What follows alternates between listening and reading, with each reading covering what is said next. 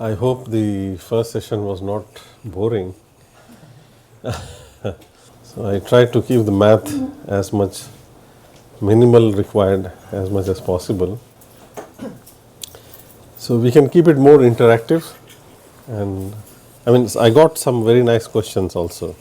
Thank you and thank you. Okay, so in this post-lunch session is going to be about the modulation. So it's going to be about the modulation. So basically, you start with information symbols and how you map them to the continuous time signal that you transmit, and then how you receive it, and how you equalize, how do you decode the transmitted information symbols from the received signal at the receiver, right? So that is what this session is going to be mostly about. And then towards the end, I am going to talk about the initial OTFS that was proposed in that 2017 paper, and I call it as a variant of ZAC OTFS, and I'll try to explain why it's not really predictable, and we'll also see some performance comparisons. Where does it break down? Okay, so if you go back to this picture that we already saw earlier, this pulse-on, the physical pulse-on is basically a DD pulse, and it's quasi-periodically repeating with tau p and with nu p, right? And so all the action is happening basically within this box, because everything outside the box is just a quasi-periodic repetition. Now this pulse is spread over 1 over t along Doppler and 1 over b along the delay, right? So basically my question is, and each such pulse can carry one information symbol. So the question now is, how many such different pulses can you transmit without them interfering with each other, right? That will tell you how many information symbols you can transmit given that bandwidth b and time duration t. If you see this box, the area of the box is unity, because it's tau p times 1 over tau p. The area of each such pulse is 1 over bt. So the number of pulses you can have is b times t, and that's actually equal to the time bandwidth product. You cannot have more dimensions than that, right? If you use a communication system is having a bandwidth b and time duration t, then the maximum number of orthogonal signals you can have within this bandwidth b and time duration t is b times t. It cannot be more than that. Okay. So in that respect, this modulation is not going to lose anything, right, in terms of the number of dimensions. Okay. What I am trying to say is that this is one of the boxes, tau p and nu p. So you see these dots. So these dots are the locations where I have, these are the different tau 0, nu 0 locations. Okay. So along and I place a dot, each of these dots is basically a Dirac delta pulse-on. Okay. So I can place a Dirac delta pulse-on every 1 over b seconds along the delay, because the spread of each physical pulse is approximately 1 over b along delay, right? And I will place one such pulse every 1 over t along the Doppler, because that 1 over t was the resolution, or it was the spread along the Doppler, right? If I do less than that, then these will start to interfere with each other, right? You send a QAM symbol on one of them, you receive on the others. That is what will happen. But if you have this spacing, then they will not, almost like orthogonal to each other. So basically along the delay axis, over one period of tau p seconds, the number of such points that you will have is tau p divided by 1 over b, which is b times tau p, and that I am calling it as m. It's an integer. Okay. Let's assume it's an integer. Okay.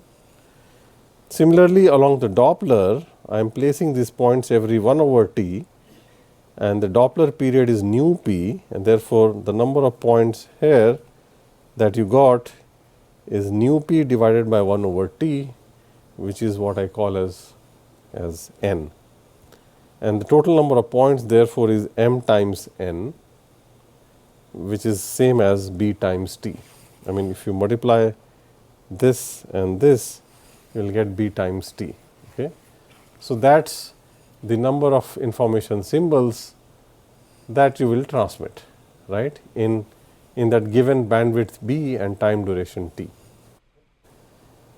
I mean, this is the basic ZAAC OTFS modulation, that each of these pulsons will carry one information symbol. So, this is what I do. If I look at my, so let us say that, so these are m and n, and I have m into n information symbols.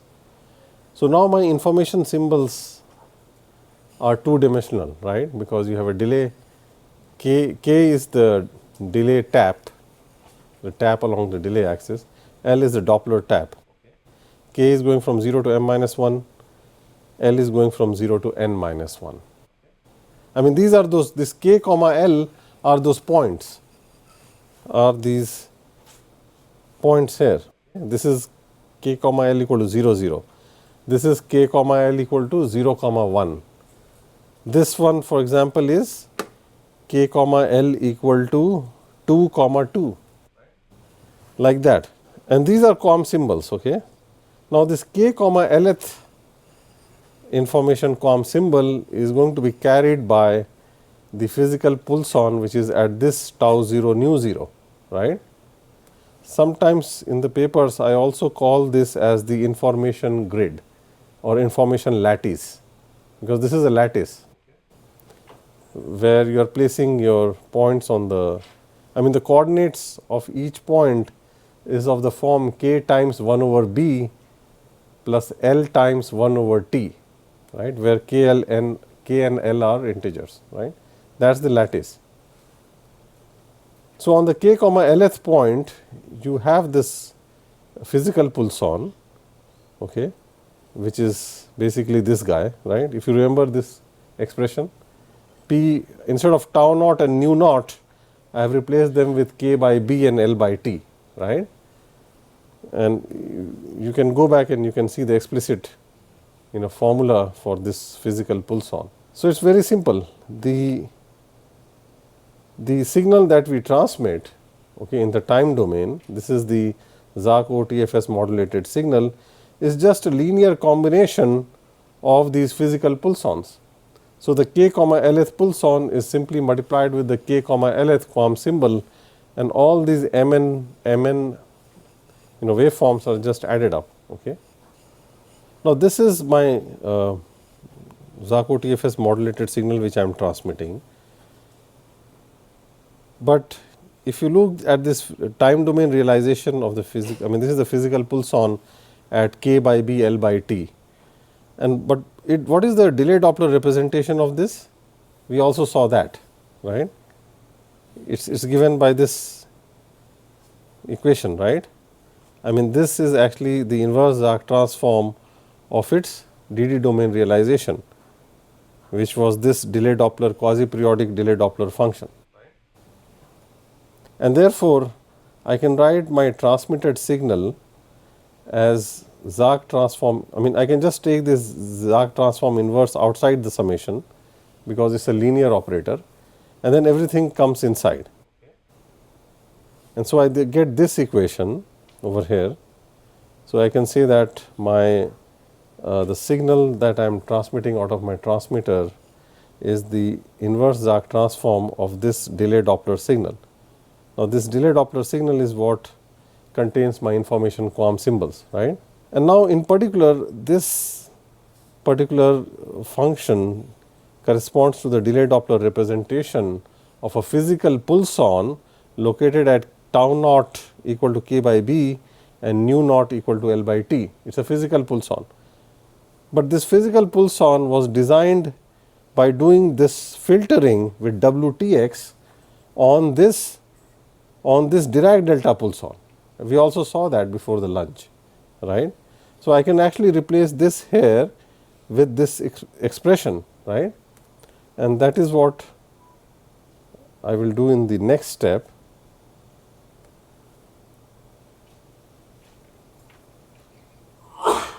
Over here. I mean, this is what this is what we had in, I had shown this earlier. You just have to replace tau naught and nu naught, tau naught with k by b, nu naught with L by t, and you can actually replace. So, this filtering basically takes you from the Dirac delta pulson to the physical pulson, right. And so, this is the DD domain representation of the Dirac delta pulson. This is the DD domain representation of the physical pulson, okay. And yeah, we were here, right? Yeah.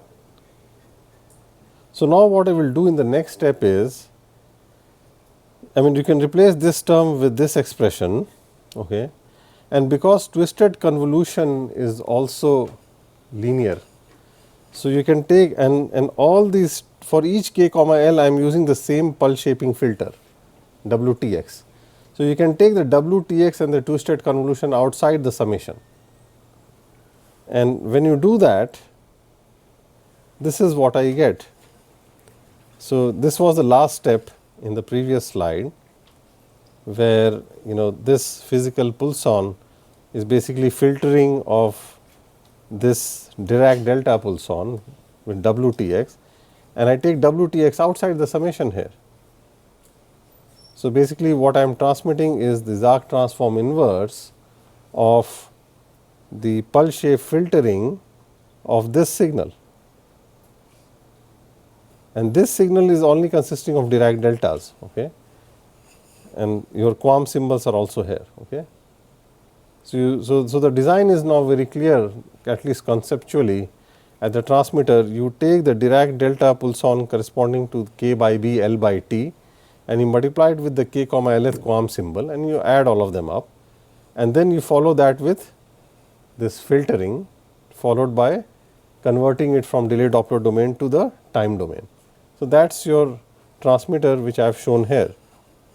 So, it is like this, you start with your Dirac delta pulsons, you mount the QAM symbols on it, you get this signal XDD over here, and then you do a filtering pulse shaping with WTX, you get, this is your physical, I mean this is the transmit signal in the DD domain, but what I can transmit has to be in the time domain, right. So, to convert this DD domain to time domain, I have to take the inverse Zach transform, that gives me the time domain signal which I will transmit. So, this is at least conceptually, it is still not the way you should implement it, because I mean you do not have continuous Zach transform, you can't do it in on a digital signal processor, right. We have to have something which does discrete kind of processing, and so this is the first step in that direction, okay. So, in the book it is shown that you can actually get the same, basically if you go back here, this signal XDD tau nu, it depends on your XKLs, right, and this is quasi periodic because each one of these are quasi periodic, right. But there is an alternate expression way of writing this particular signal XDD tau nu, and that is like on the next slide. You can actually also write XDD tau nu in a slightly different way. You write it now in terms of a single Dirac deltas. Earlier, if you go back here, if you look at this signal does not have a single Dirac delta, it has infinitely many because it is a quasi periodic signal, right, in the delay Doppler domain. I mean this signal here, it has a Dirac delta at k by b L by t, but along with that it also has Dirac deltas at k by b plus n tau p and L by t plus m nu p, right? All the shifts by tau p and nu p. I mean this guy. And what I do is I take all those Dirac deltas outside and I combine with xkl. I have not shown that step here, it's there in the book, but you can show that I can get the same xdd if I do this thing. I define a new signal xddkl, okay. But now this xddkl, the value of k and l is not limited to 0 to m minus 1 and 0 to n minus 1. Instead, k and l can be arbitrary integers, okay. So they are throughout the entire integer set, these indices. But xddkl is related to your k comma lth information symbol like this, and you have to put a factor over here. So if you take this xddkl, you put in there, then you can actually show that this summation is exactly equal to this summation here, this one. So this one xdd tau comma nu can be equivalently written in this form, okay. This xddkl, which is defined in this way, is actually a it's actually a discrete delay Doppler signal, where k is the discrete delay axis, l is the discrete Doppler axis, and k l can be arbitrary integers, and additionally it satisfies this condition that it is actually periodic in the discrete delay and the discrete Doppler. It is quasi periodic along the discrete delay, and the period along the Doppler and the delay axis is n and m. So along the delay the period is capital M, along Doppler it is capital N, okay. So that is basically this equation. So this is a discrete delay Doppler quasi periodic signal, okay. I think this concept is very, very important. The proof is in the book, but it's not very difficult. I mean, you can more or less see it, because earlier we were not having a single Dirac delta. Now I have a single Dirac delta, right. So the effect of all those Dirac deltas has to go somewhere, right, and they all go into this thing. And that is why earlier this summation was from 0 to m minus 1. Now k and l are going from minus infinity to plus infinity, that is why. So this is my lattice, I call it the information grid or information lattice. So basically my xddkl is it's basically is supported by points on this lattice basically. Now this is the overall transmitter plus receiver kind of thing, okay. So what do you do at the receiver? Your received signal is RT. The first thing that you will conceptually do, again this is all conceptual, this is not how you will really implement it, but it is required for us to understand, okay. Just like when you have time domain communications, you always first you explain things in the continuous time, then you come up with the discrete time implementation, right. That is what I am doing. I am explaining everything in continuous delay Doppler domain, and then I will come to the discrete delay Doppler domain. We already started the discrete in a way with the that xddkl signal, right. I mean, you have already seen the transmitter. At the receiver, you first convert the received time domain signal to its delay Doppler representation, which is YDD, which is Zark transform of RTD, okay, with this block, and then that is followed by, so this filtering here is, instead of pulse shaping, it's a better name is matched filter, okay. So you do a match filtering with this filter WRX, so you get this signal over here, and this signal that I have here, then I will sample it again on the information lattice.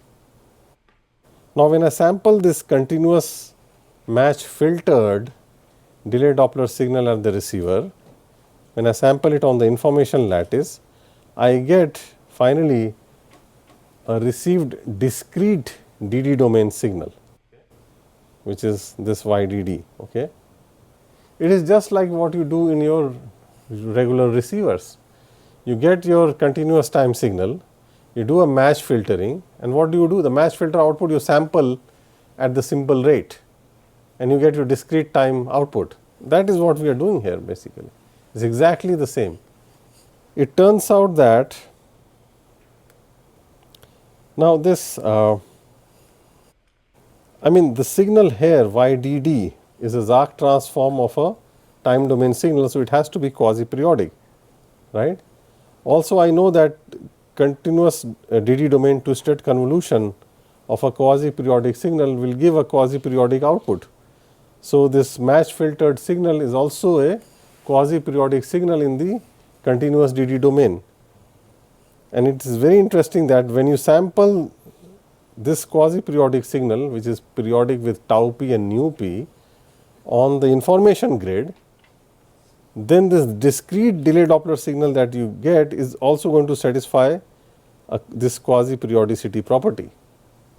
This property is the same as what we had for XDD. Even this XDD will satisfy this. So, this is like the counterpart of the continuous quasi-periodicity, basically the counterpart of that. So, this is the this YDD is also quasi-periodic.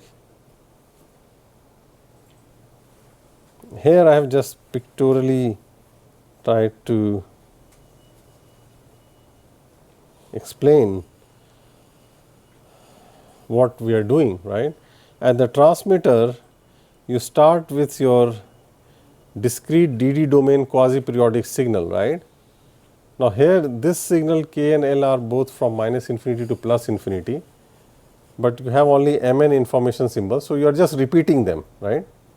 This is a quasi-periodic signal with repetitions of your information symbol, like the way we just put it into the equation. You lift this to the continuous DD domain. By lifting I mean you go from XDD KL to XDD tau nu, like this, right. This is equivalent to what we do in our transmitters. You start with Xn, and how do you mount it to a so Xn is a discrete time transmit signal which has the information symbol. How do you go from Xn to Xt? We do summation Xn times delta t minus n times capital T, where capital T is the the duration of each symbol, right. So, that is what I am doing here, except that now my Dirac delta is in 2 dimensions. Here I should have written it slightly differently. There will be a bracket here and then another delta for nu minus 1 by t. Okay. So, there is a typo here, has to be corrected. Okay.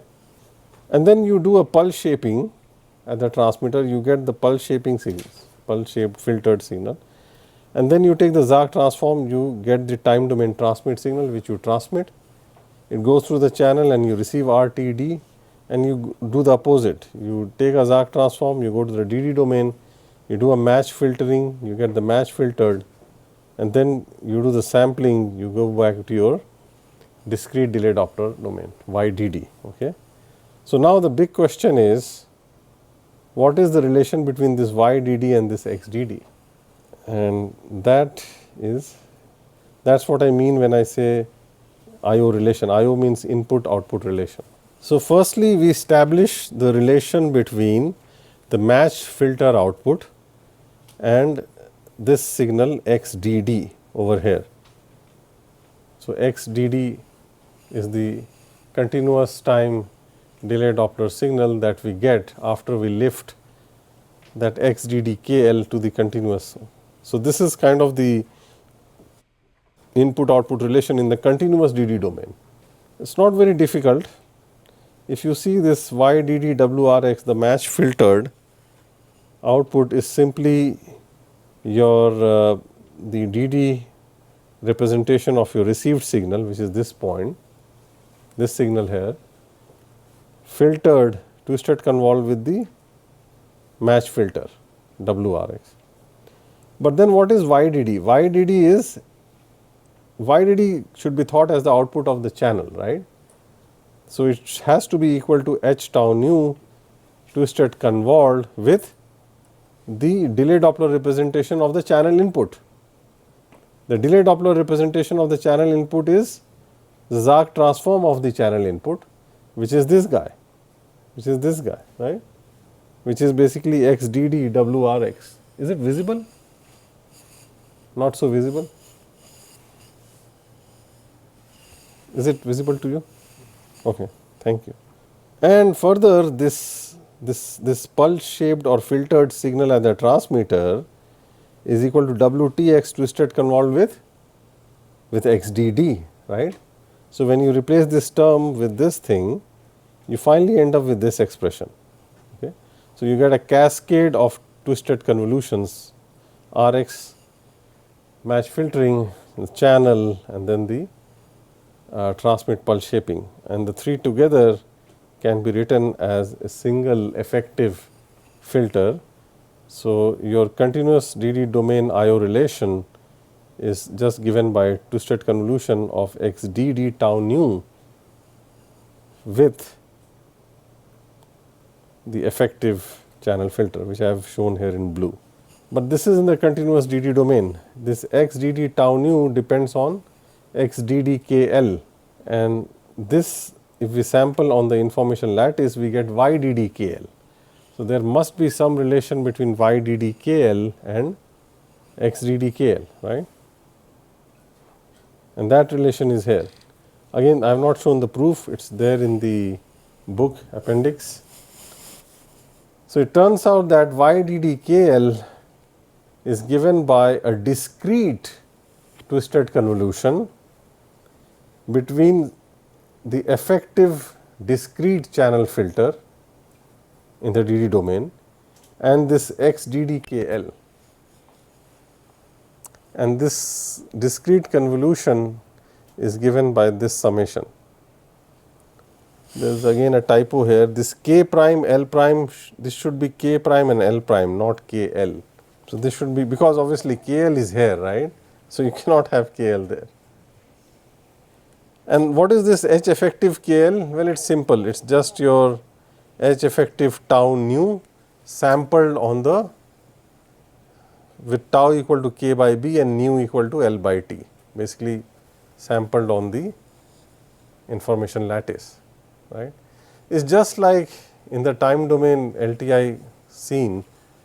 I mean, when your receive continuous time signal is a convolution of the impulse response with the input signal xt, but the xt was made using, you took xn and you put it onto Dirac deltas, which were spaced at regular intervals, right, and then the yt you sample it at the same intervals, and that is how you get to the equation yn is hn discrete linear convolution with xn, right. But what is this hn? This hn is basically your impulse response sampled at every, on those time instances where you are transmitting the signal. So it is exactly like that, very much, there is a one-to-one analogy, right. So there should be a K prime L prime, this is H effective KL is simply H effective tau nu sampled on the information lattice. So now we have a discrete delay Doppler input output relation. Your QAM symbols are loaded onto XDDKL, right, in a very quasi periodic manner, right, and this is what you received, YDDKL, and they are related through this twisted convolution with the effective channel. Obviously now if you know this H effective KL, then this relation is predictable, because then given any input you can exactly tell me what the output is going to be. So now again the question is, how do you estimate this H effective KL? Also, one more very nice thing about all of this is now you do not need to really estimate the parameters of each path, each channel path. You also do not need to estimate H effective tau nu. For you, what is just important is to know H effective KL, and that is all. How to estimate H effective KL? It's very simple. Here I have shown this red dot is basically a single pulson that is transmitted at k equal to Kp and L equal to Lp. Okay. Again, this is the same box, 0 to m minus 1 and 0 to n minus 1. Okay. Everything outside it is just a quasi-periodic replica of this thing. So this is I call it as the pilot pulson, because I will send this pilot to kind of estimate my H effective. So xp comma ddkl, I mean, this is the mathematical equation. I mean, basically it's a quasi-periodic pulson and it's located at Kp plus Nm comma Lp plus m times n, okay, where n and m can be arbitrary integers, right. So it's not you don't have the red dot only here, you have everywhere else also outside the box, okay, but I am just showing one box here. The response of the channel to this discrete DD pilot is simply H effective two-state convolve with this thing, right, that we know now. Now we know that you send any signal, the channel will just do a two-state convolution with H effective. I mean, that is all that matters for me. But how does this convolution look like? When you do this two-state convolution, you can separate that into two terms. I mean, one is the term which corresponds to n comma m equal to 0 0, because if you go back to your here, you have a term corresponding to n comma m equal to 0 0. That term is simply delta k minus Kp into delta L minus Lp, right. So that term, when it gets twisted convolved with H effective, will give you the first term over here. That is just going to shift your H effective KL by Kp and Lp, because that's what over here. So H effective twisted with this, because the first term here, if you put n equal to 0, m equal to 0, the first term is simply delta k minus Kp and delta L minus Lp. That is like giving a delay shift of Kp and a Doppler shift of Lp. So that is the first term. And then you have the other terms, these are corresponding to the response of that same channel to the other red dots, which are the quasi-periodic copies of this red dot, the first red dot, right. If you also carefully see, each of these other replica copies are essentially the same H effective, but they are shifted by integer multiples of capital M along delay and integer multiples of capital N along Doppler.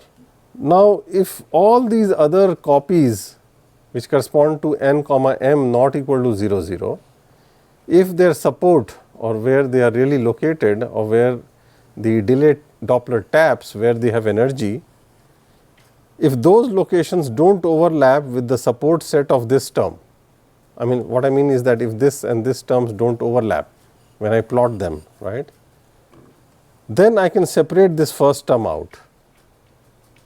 And if I can separate this first term out, then I can get an estimate of my H effective. That is the idea.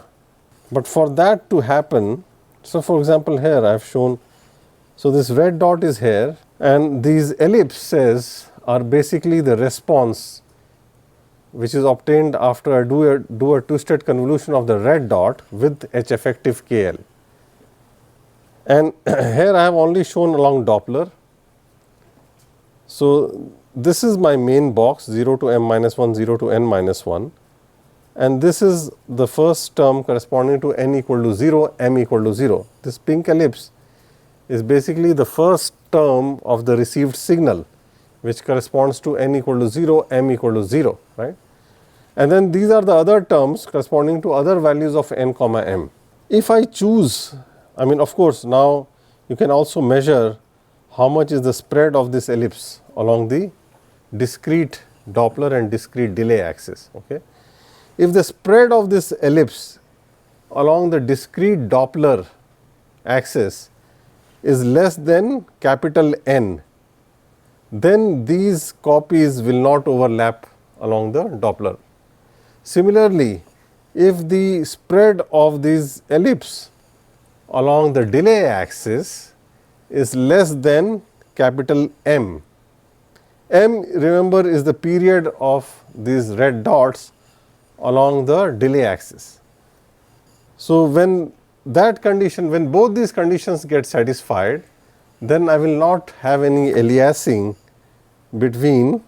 So, each term here in both the summations will not overlap with the other one if I satisfy that crystallization condition, which I was just talking about, that the delay spread is less than the period capital M, and similarly the Doppler spread is less than the period capital N. For example, in this figure B here, I do not choose my capital N wisely, and because of which, I mean, if you choose your capital N to be small, then you will have this kind of overlap between these different copies, right?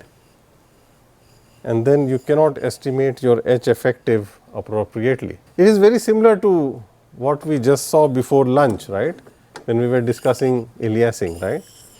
It is just that there the period was tau p and nu p. Now, because we go into the discrete, we have to normalize that any delay with respect to the resolution, which is 1 over b.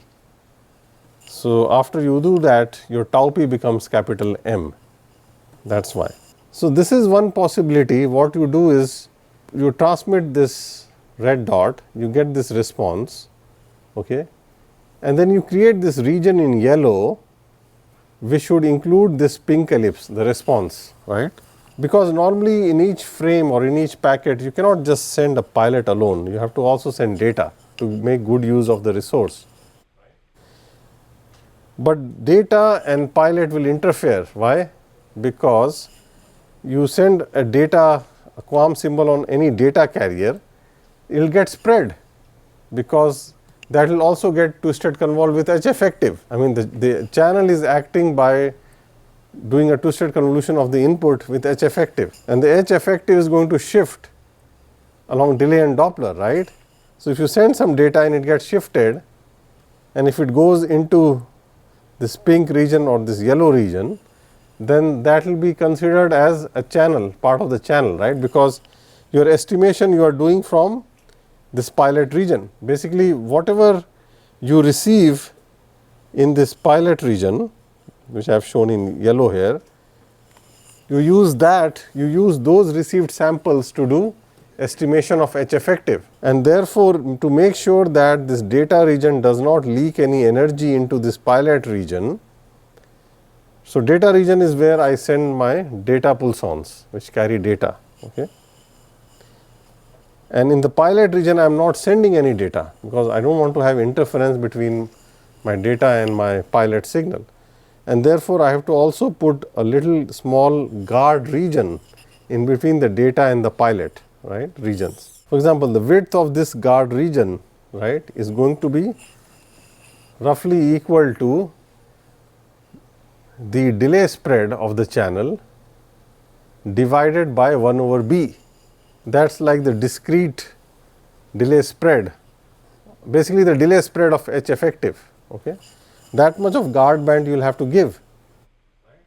Also, this pilot region also has to be at least, the width of the pilot region also has to be at least equal to the delay spread of H effective KL, because otherwise you will leak energy outside. The pilot energy will be leaked outside the pilot region, and that will affect your quality of estimation, because for estimation purposes we are only restricting to whatever we receive in this pilot region. So, therefore, when the crystallization condition is satisfied, I can separate this first term, okay. So, if I look at the DD taps which are inside the pilot region, which is that basically that ellipse. So, when I look at what I have received in the ellipse, as long as there is no overlapping between these different copies of the ellipses, which is when you satisfy the crystallization condition, you can separate that first term, and that is basically equal to this thing then, right.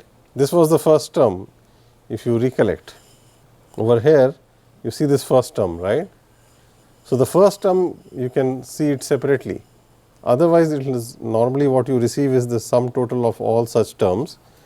But geometrically, the energy of the first term is localized to those delayed Doppler taps where these others do not have any effect. And then I am telling you a way of how to, so when the crystallization condition is satisfied, what you receive inside the pilot region is roughly equal to this. And then from here you can get your H effective. How? I mean you have YPDD samples, that is the received samples in the pilot region, and from those samples you have to get back your H effective. So what do? If in this equation, if you replace K with K plus Kp, if you replace L with L plus Lp, and then if you multiply with this, because when you do K plus Kp, your Kp will go away here. When you do L plus Lp, Lp goes away, and this is just a complex conjugate of this guy. So when you do this operation on YPDD, this is exactly going to be equal to H effective KL. So this is a very simple estimator, right? And of course, you should apply this only for KL in the support set of H effective. Outside the support set of H effective, the estimate is 0. So that's how you kind of estimate H effective. I mean, it is necessary that the crystallization condition is getting satisfied. Otherwise, those ellipses will overlap and you cannot estimate H effective. Now, the next question is, once you have estimated H effective, then in that frame you had data also on the two sides. How do you now estimate or equalize the data that is being received on those data pulsons? So that is what we are going to discuss next. Okay. For this, I want to convert the relation, this twisted convolution relation, into something like a matrix times a vector. So this I will convert into a vector, and this I will convert into a matrix, and this twisted convolution, if I can realize that as a matrix times a vector, which is giving a vector. So this also becomes a vector. I mean, k is going from 0 to m minus 1, L is going from 0 to n minus 1. Okay. Also, this YDD KL is also quasi-periodic, so it is repeating outside that box, and therefore for the purpose of receiver equalization, you only need to know what is inside that box. So only those samples are enough for you, they form a sufficient statistic. Okay. And so you can actually convert this into a vector which is mn cross 1, a long vector, which I will show is equal to a matrix which is mn cross mn times a vector of x kl, your information symbols, which is also mn cross 1. And I will show you how to do that. Firstly, this twisted convolution, which is actually like this, can also be written in this form. I mean, you just replace your k double prime, you substitute in this equation k double prime with k minus k double prime, and you get to this. It is just like, remember when we do our linear convolution of discrete time sequences, let us say you do A convolved with B, A sequence convolved with B sequence. You can write it as A k times B n minus k summation, or you can also write as A n minus k times B k. So something like that is what I am doing here. You can write it like this, or you can also write it like this. Of course, this term will change in both cases. So you take the first equation and you substitute k double prime with k minus k double prime. You take L double prime and you replace it with L minus L double prime. That is what you do. And then I form this vector. Now what I also know is that this x dd is quasi-periodic. The k prime comma L primeth information symbol, which is x of k prime comma L prime, will appear, I mean this information symbol will appear not just in one x dd kl, but at multiple places. For example, x dd at k prime plus nm and L prime plus mn, it basically depends on the k prime comma L primeth information symbol, x k prime L prime, this guy. I mean, we know this quasi-periodicity equation, right? This is from quasi-periodicity, and I mean if your k prime is within 0 to m minus 1 and L prime is within 0 to n minus 1, then this is exactly equal to your xkl, which is my information signal, right. But in any case, I mean this is known to us, so I am going to exploit that now. This double summation, I mean this is a double summation. If you think about the summation over k prime, which is going from minus infinity to plus infinity, I can actually split it. I can substitute k prime to be equal to I will substitute k double prime to be k prime plus nm, right, where k prime is going from 0 to m minus 1 and n is going from minus infinity to plus infinity. I mean any k double prime which is an integer can be written as a sum of its modulo m value plus another part which is an integer multiple of capital M, right. That is what I am doing, that is it, nothing more than that. Similarly for L double prime also I can write it like this. So I split this, so I had a double summation here, now I have 4 summations. One k prime from 0 to m minus 1, L prime 0 to n minus 1, and then n and m over integers. And the reason why I did this was because I wanted to invoke or use the quasi-periodicity of xdd, because see I know this rule that xdd k prime plus nm L prime plus mn is the same as xdd k prime L prime along with this factor. So I will do that here. So here now I replace k double prime here with k prime plus nm, and L double prime is replaced with L prime plus mn, which is here. But then because xdd is a quasi periodic signal, I will replace this with this, okay, in this summation. Something is getting cut here, I think it is m times capital N. So then what I do is, because now this thing is not, I mean this thing does not depend on n and m, I can take this term outside the summation over n and m. So that is what you see, this xdd k prime comma L prime coming here. But I just write x because when k prime is between 0 to m minus 1, L prime is between 0 to n minus 1, then in that case my xdd is same as x. So I replace this xdd with this x, and that's this term, because it does not depend on n, xdd k prime L prime does not depend on n. So it goes outside this summation that you have with respect to n and m. So now what you got is k prime 0 to m minus 1, L prime 0 to n minus 1. You got x of k prime L prime, and then you have this summation over n m, which is this part,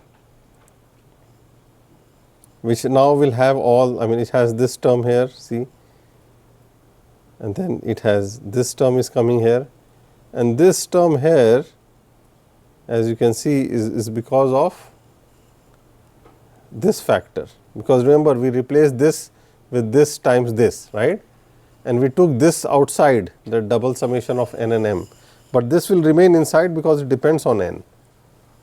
So that term is going to appear here. Now this whole thing summated or summation over n and m, I am denoting it with HDD k comma L k prime L prime, because it depends on all 4 of them. And then you can see that YDD KL is simply double summation of this thing, and this is going to form the basis of that matrix vector notation for this input output relation that I have been talking about. So in reality you always have noise, right, because you always at the receiver you have this continuous time AWGN noise getting added, and then when you take the projection of that into pulsons, you take the Zach transform of that, and then you do all the filtering and the sampling, you end up with a noise discrete noise signal here in the DD domain also, okay, which I have shown here for the first time. Now I take these YDDs and I transform it into a vector which is Mn cross 1, where this is the relation between, so this Yk times capital N plus L is actually your YDD KL. So your YDD KL, it gets mapped to this location of the Y vector. Basically that is the mapping from your delayed Doppler index to the location in that vector where it is getting mapped to. The same thing we will do with x also, right, from x ddkl to that vector x, and with noise also similar thing. Okay. So now you got these three vectors y, x and n really defined. I need to know that matrix H in between y and x, and that is not very tough. Not sure how much of this is visible, but this is that equation. You remember this equation? I have written it on the top here. This is my y vector. I mean, so YDDKL is at this location. Okay. How many elements are here in this vector? M times n. And then this is your x vector, right? Now I will implement this double summation as the multiplication of a row vector, which is this row vector, with the same column vector. So what do? I mean, if you look at the k comma lth term here, you start with k prime 0 l prime 0. So you get HDD k comma l comma 0 0. I mean, for YDD KL, you have this summation. You start with, I mean, your k prime and l prime go over these finite values, right, and you add all of them up. So what should you, so that is basically this row times this column. You can check that. Your x 0 0, which is corresponding to k prime equal to 0 and l prime equal to 0, in the summation when k prime and l prime are 0, it gets multiplied with HDD KL 0 0, which is this element here, right. So this first fellow will get multiplied with the first element here. Similarly, the second one will get multiplied with the second, right. That is what this summation is doing, right, if you see it very carefully. The k prime comma lth prime term here is going to take x k prime l prime and multiplied with this term. I mean, that is the k prime comma l prime term inside the summation, right. And that is why this element, I mean this HDD KL k prime l prime should be in that H matrix at what should be the row index? The row should be corresponding to k comma l, because this output is at that location k comma l, right. So if you look at the row index, I think it was so k comma l goes to this location k times n plus l. So at this location k times capital N plus L, you have YDDKL, and therefore in the same row over here in this H matrix, at that same row you should have HDD k comma L comma something, and that something which is k prime L prime will change. So if you see, if you multiply this row vector with this column vector, you will exactly get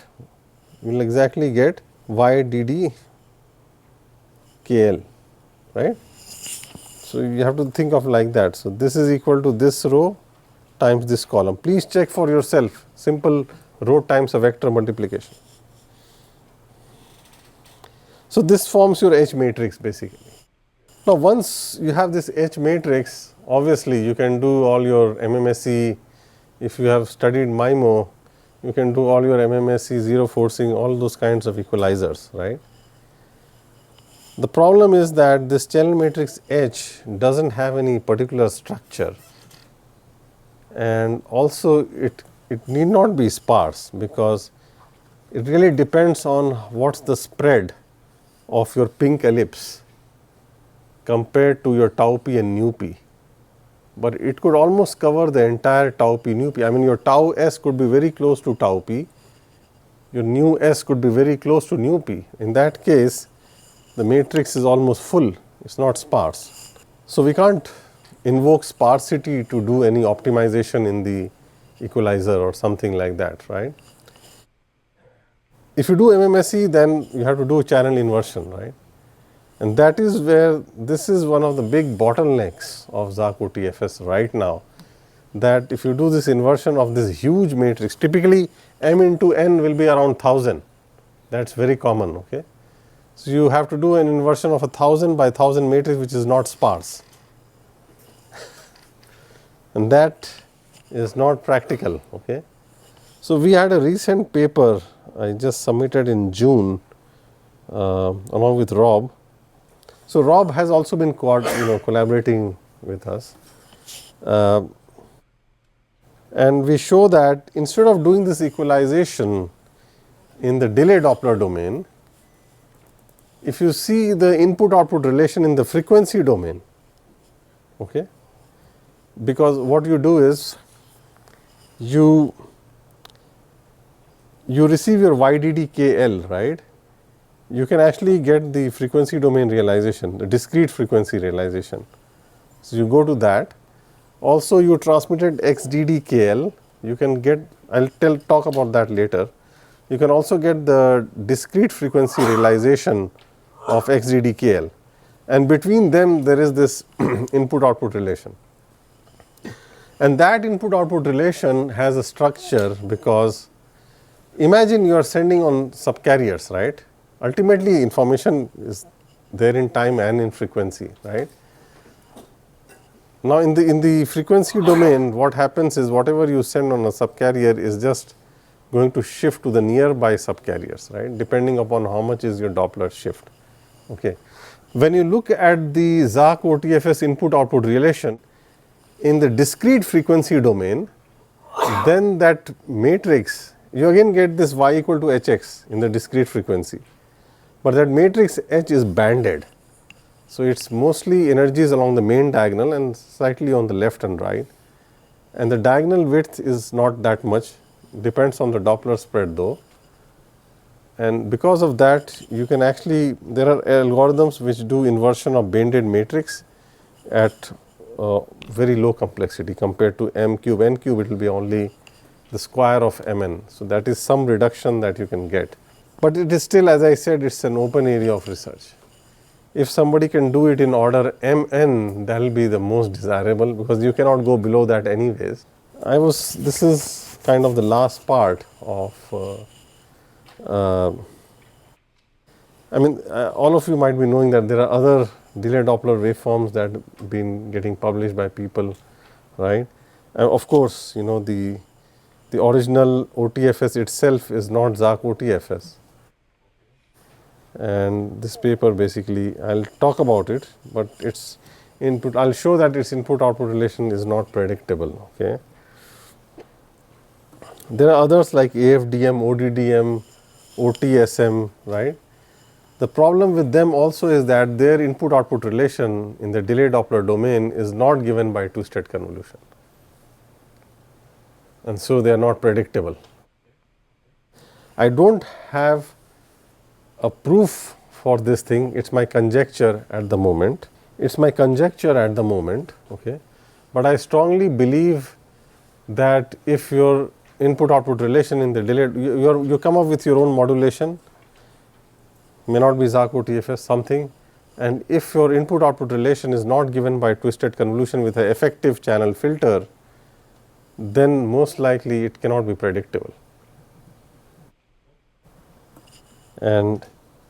But I don't have a proof for it, it's just a conjecture, okay. Of course, ZAAC OTFS is predictable, and the reason is because, twisted convolution is like the operation that the channel does. And you should also do operations in your transmitter and receiver which are matched to what the channel is doing, which is twisted convolution, right. See, in your time domain pulse-based transmitter and receiver, you do filtering using linear convolution, right. And that is the same operation which the channel does.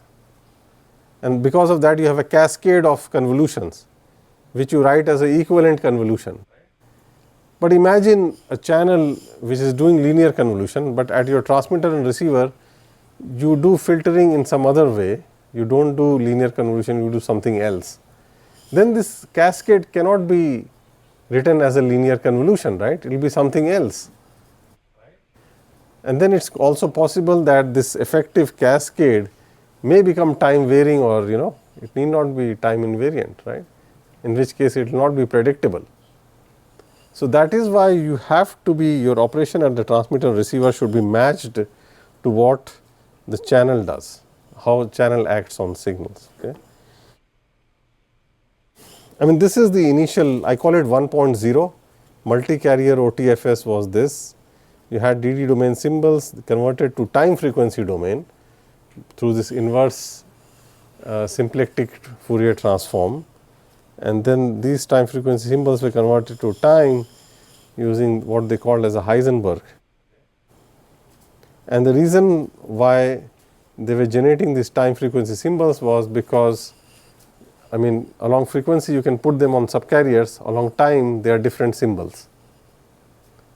And so in a way this was like compatible with your 4G and 5G numerology, where you have subcarriers and you have symbols in time. So for example, x of n comma m, which actually be taken in, I mean, this will be transmitted in the nth symbol and on subcarrier number m.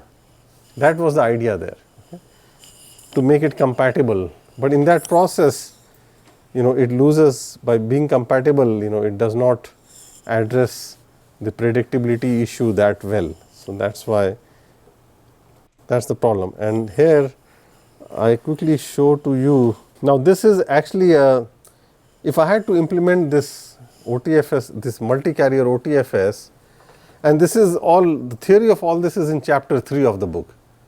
So chapter 3 of the book is dedicated on the old OTFS, and it also includes an implementation of the old OTFS using the Zag transform. The reason for doing that is to compare it with the Zag modulation, that the Zag OTFS, which we talk about in chapter 2.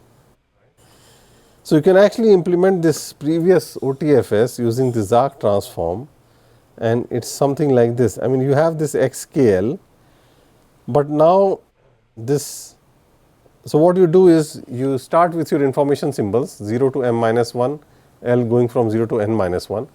And instead of doing a quasi-periodic repetition, you just repeat them normally, periodically, that is it, along both the delay and Doppler with period m and n. But this is not a quasi-periodic repetition. In Zag OTFS, when you go from xkl to xddkl, you have to do a quasi-periodic repetition, at least along the delay. Along Doppler, it is a normal repetition. Here, for this initial OTFS, what they were doing in actually in theory, although this architecture you will not see in their papers, because this is what we found out, and that is there in the book. Okay. In those papers you will only see this particular diagram, right, but that is equivalent to this implementation based on Zag transform. So you do a periodic extension, you get the signal here, that signal I have written here. Okay.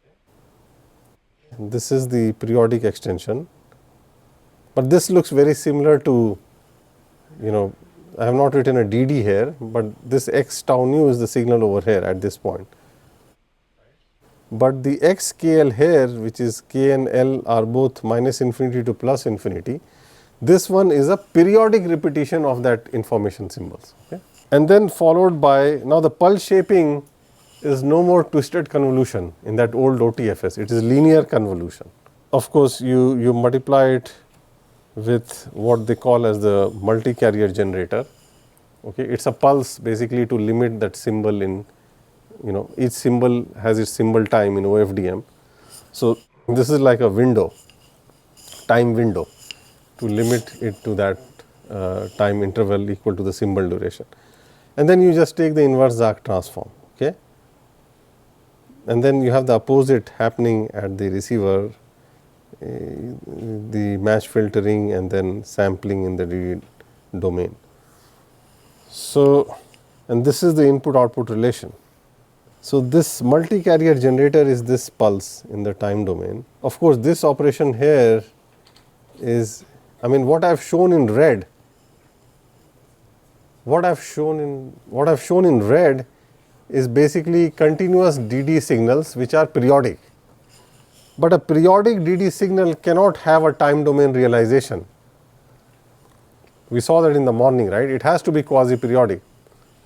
So that's why in the DD domain you multiply this periodic delayed Doppler continuous signal with a signal which is quasi-periodic, which is the multi-carrier generator. Okay, and this is given by GDD tau nu. It's a quasi-periodic signal.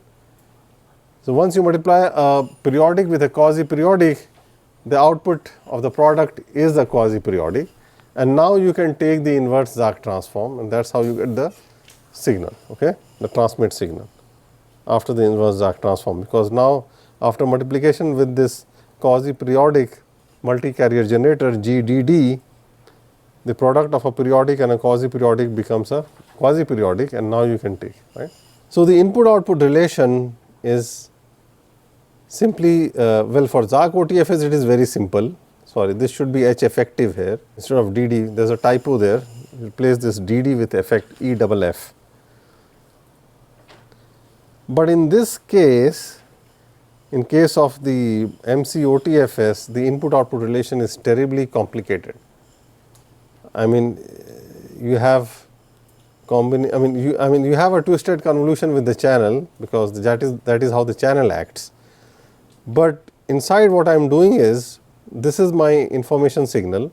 I do pulse shaping at the transmitter, and then I multiply with this multi-carrier generator, so that this whole thing becomes quasi-periodic, so that I can, because the time domain realization only exists for quasi-periodic signals. And then this is the channel, and then I do some, at the receiver I do a multiplication with the conjugate, followed by, so basically in the previous OTFS all pulse shaping and match filtering were not twisted convolutions. They were simple linear convolution, two-dimensional. And that is why this effective IO relation cannot be written in this form, where the input signal is just, we just do a twisted convolution with some function which captures the effect of the complete channel. And because of that, you know, your MC-OTFS IO relation is not predictable. What I mean is that if you send a pilot pulse-on in MC-OTFS, and you kind of estimate or you record the response of the channel to that, then from that response you cannot predict the response of any other MC-OTFS pulse-on. In MC-OTFS also you have pulse-ons, because at the end of the day, if you see here, in MC-OTFS also you have Dirac deltas. Information is being transmitted on Dirac deltas in the delayed Doppler domain on that same information grid. This is K by B, this is L by T.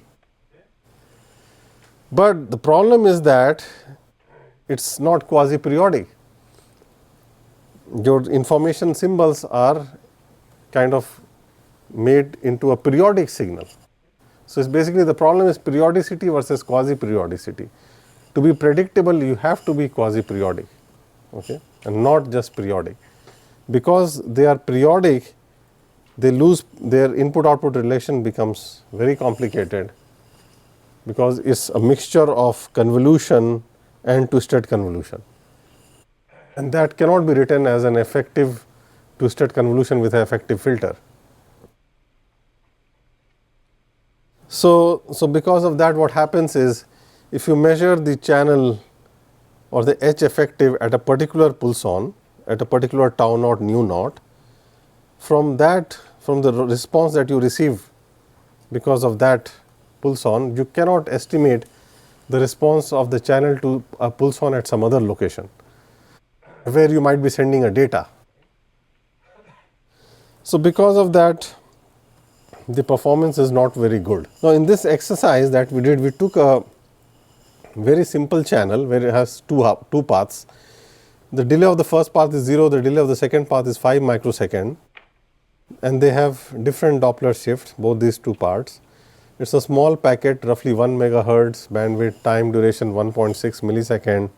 For the estimation, what I do is I send a pilot, a pulse-on at KL equal to m by 2 n by 2, which is in the center, in the middle of this box. Okay.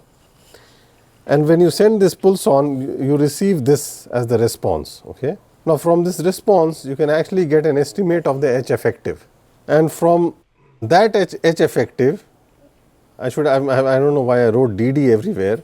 This should be H effective. Okay. H effective. From this response, you send a pilot at m by 2 n by 2, you measure the response. From that response, I showed you how to estimate H effective on one of the previous slides, right. From that estimated H effective with a hat, you can actually estimate the response to some other pulse-on at some other location. So, this need not be m by 2 n by 2. This will be all the other locations in that box. So, there are m into n locations in that box, all the other mn minus 1 locations where I did not send the pilot. At all for had I send, so when I send a pilot at all those other locations, I will get some response, right. So, that response I can estimate like this. It will actually be the estimated channel twisted convolved with that pulse-on, right, which I am transmitting, right. And this is the estimated response. But in reality, it will not be an exact estimation, right, because I mean there is always some kind of aliasing that will happen, because those pink ellipses are always not very tight, they will always leak some energy, right. So, there is always some finite amount of aliasing that is always happening, right. So, I mean for example, if you use the sync pulse, the sync has a long tail, right. So, there is always some leakage and some aliasing that will happen between these different copies of the pilot, and that is what is going to impact the quality of this estimate. And so, this is your estimated, and then there is actually a true over here. This is the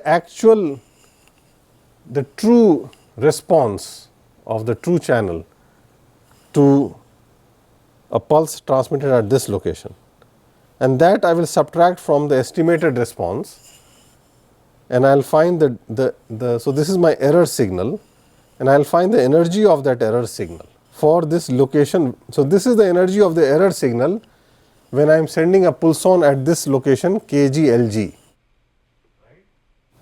divided by, so I am just normalizing with the total energy of the received pulse-on, right. I am normalizing with the energy of the pulse-on. So, the error divided by the energy is a ratio, and I can actually calculate, I can simulate this ratio for each of those other mn minus 1 locations. So, this kg comma Lg will take all the other mn minus 1 values of the red dots, right, the locations. So, I get this, I call it the relative prediction error, and I can plot this. I can plot this in a heat map like this. Obviously, at the center your value is very small. Why? Because at the center you already you had a really good estimate from the pilot which you had sent, right. Now, in this experiment I am not sending any data. This is just to find out how predictable ZAC OTFS is and how predictable MC OTFS is. Okay. So, I am just sending one pulse-on in both in MC OTFS and in ZAC OTFS, but at different locations. When I send at m by 2 n by 2, I use the response for that location to estimate the H effective, and from that H effective I can predict what should be the response at the other mn minus 1 for the other mn minus 1 pulse-ons when I send them, but their actual response will be slightly different because my estimates are not always accurate. And then I kind of measure this energy of the error between the predicted response and what should have been the actual response. And when I plot this heat map, this is 0 to m minus 1, 0 to n minus 1, Doppler and delay. At the center you will see almost 0 error because I did my estimation also at that point, right. But as for the other locations, there is some error around minus 30 to minus 35 dB, which is not bad, it's quite okay. But this is when you are in the crystalline regime.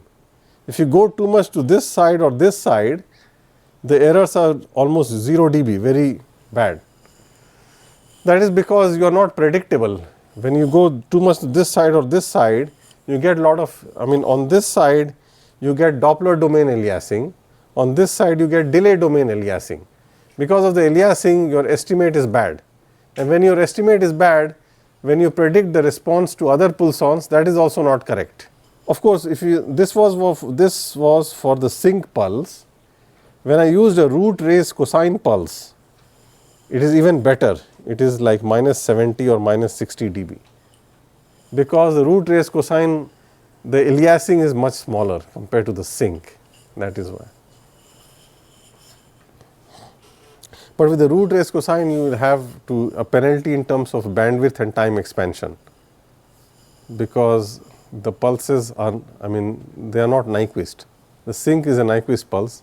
With the root raised cosine, you do, because you want to have, you don't want to spill a lot of energy outside your, you want to shape it in such a way that it doesn't leak too much.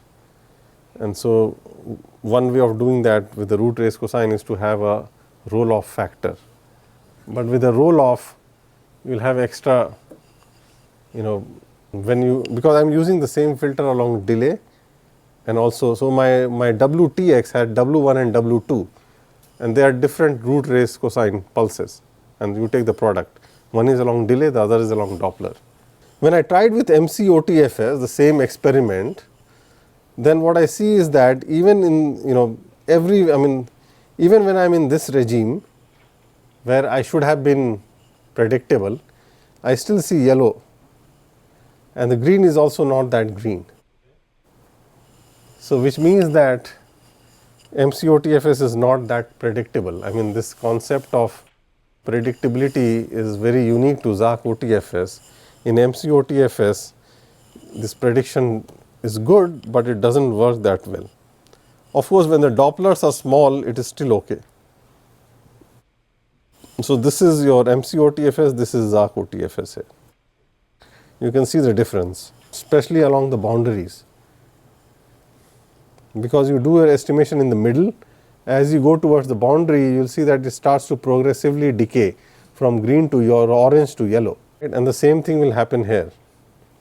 This is all periodic in the delay. This was some simulation we had ran as a function of your Doppler spread. You plot the uncoded 4 QAM bit error rate. Okay. May I ask a question about the channel estimation part? Because when you send to the pilot, and previously you mentioned there will be a support where you can estimate the channel coefficient, right? And but in the previous page 100,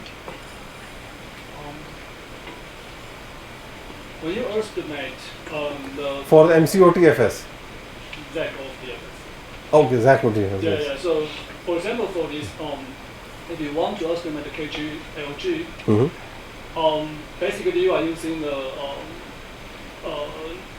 this one here. signal, and then you use that equation to estimate that KG LG, right? Yeah. But actually, you have multiple H effective KL at hand, because you have. No, I only get one H effective. Yeah, but you can estimate the support IV index inside the support H, right? Yes, inside the support H. You have multiple estimated channel coefficient there. So So that signal I am calling it as H effective KL. Yes.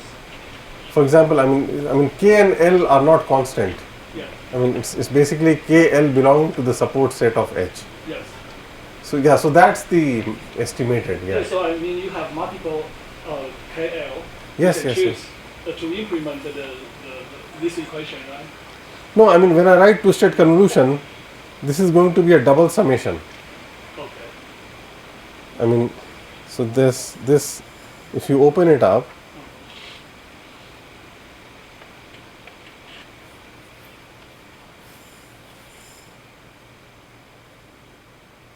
It's basically this kind of summation, right? So assume you have h hat here. Suppose this is h hat, and yeah, so it's, you see the point, right? It's a double summation, right? It's just like your convolution when you do in your time domain, discrete time convolution when you do, it is summation of h k x n minus k. That is equal to the convolution of h n. Convolution of h n and x n gives you a signal y n, which is equal to summation over k going from minus infinity to plus infinity h k into x of n minus k. So all the h k's will be there in that summation, right? So just like, it's very much similar, you know. It's just, you just have to apply your intuition and most likely you will get it correct. Only remember two things, that firstly this is quasi-periodic with period m and n, and the second thing that you should remember is your convolution in your time domain. You have here, you should use twisted convolution. If you remember only these two things, any intuition that you have there will carry over here also. It's as simple as that. So here we have a design problem that you can try to construct good transmitter or receiver Pulse. filtering. Yes. So the entire research now is on filters. Okay, I see. I mean, that is where, you know, you use AI or whatever, because sync is not very good. You use RRC, you get bandwidth and time expansion. So, and people have come up with some pulses which are like product of a Gaussian pulse and a sync pulse. It's called the Gauss sync pulse. It's a new kind of a pulse which is giving you very good, because I mean, you can use a Gaussian pulse. The problem with a Gaussian pulse is it doesn't have too much of aliasing because all the energy is in the male lobe. But the male lobe is fat, it's quite wide, because of which the adjacent symbols, you know, on which the symbols that you are transmitting on adjacent delay Doppler bins, they will start to interfere very strongly. And so it will be very difficult to equalize the interference between them. So the equalization performance will suffer there, although you don't have aliasing. Okay. So that's the problem with Gauss. The good thing about sync is that it does have aliasing, but then it doesn't create so much inter-symbol interference. So now maybe if you take a product of these two, which they call it as Gauss sync, it gets good things from both the sides. And also you want to have a good pulse so that your effective channel to have a good structure, right? So that you may probably do a better estimation, low complexity estimation. Yeah, I think estimation is not that much of a problem because you are just reading the taps. Because in that pilot region there is no information symbol, right? So it is clean, you only have noise. So your H effective, you get it as it is, you know, you don't have to do anything there. That's the advantage of, I think equalization is where, you know, that's one major problem that has to be solved if this has to go into the standard.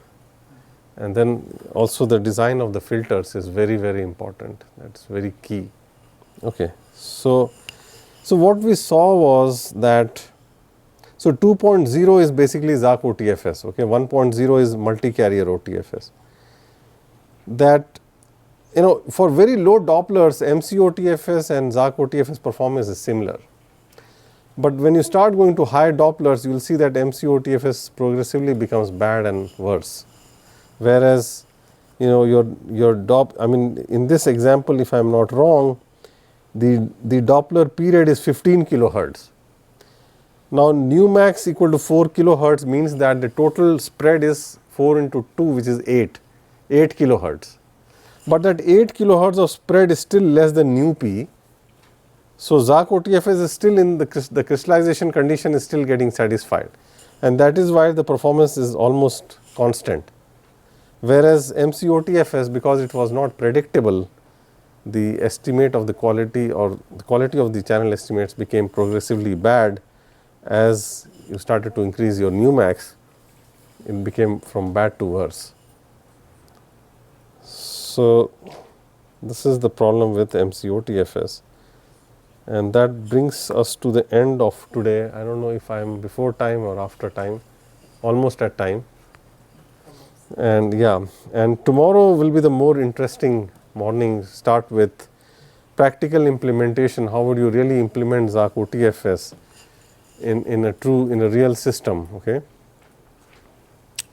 and then the even more interesting part, which I was talking to you just in the lunch, during the lunch break, is how would you implement Zach OTFS over CPU OFDM. You already have your CPU OFDM transceiver, and we'll show that you can do a small precoding operation before it, and you can achieve all benefits of Zach on existing hardware. And then we'll do some performance comparison with CPU OFDM. That's the plan for the first session tomorrow. I think this type of thing is also a very pen paper kind of thing, where you will have to probably sit down with the book and try to repeat these things by hand. The good thing about the book is that all the proofs, and the proof is very detailed. I have taken a lot of pain to also write the steps of each line in the proof, because I know that this is a new thing. So, if somebody has time to read those 100 pages, it will really help. I mean, you can really understand, because this course is a good thing, but unless somebody really sits down and write it with own pen and hand, it will not really, you will not get the feel for it.